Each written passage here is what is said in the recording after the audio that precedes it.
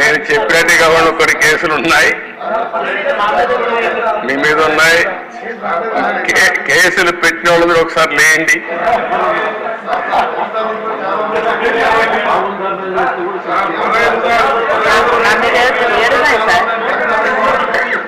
చూసారా దేశ 7 కేసులు ఉన్నాయి.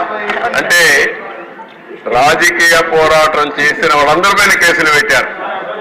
అంటే ఇంకెప్పటికీ బయట రాకూడదు అనుకున్నారు, కానీ నేరుగా ప్రజలు ఆలోచించి అసెంబ్లీ పంపించారు అధ్యక్ష అందరినీ. మెజారిటీ మీరు చూశారు. ఆనాటి పాలనలో మనందరూ బాధితులే అసెంబ్లీ నుండి అందరూ. ఇప్పుడే ఒక చంద్రమోహన్ రెడ్డి గారు చెప్తున్నారు, కేసులు లేని వాళ్ళు పుణ్యాత్ములు, వాళ్ళకి బోనస్ అది ఎవరున్నారు పైకి లేవని ఒకసారి చూపించడానికి. కేసులు లేని వాళ్ళు అదృష్టవంతుల వాళ్ళు. చూసారా దేశ కేసులు లేని వాళ్ళు వీళ్ళు మాత్రం మెజారిటీ బాధితులు. Okay, thank you.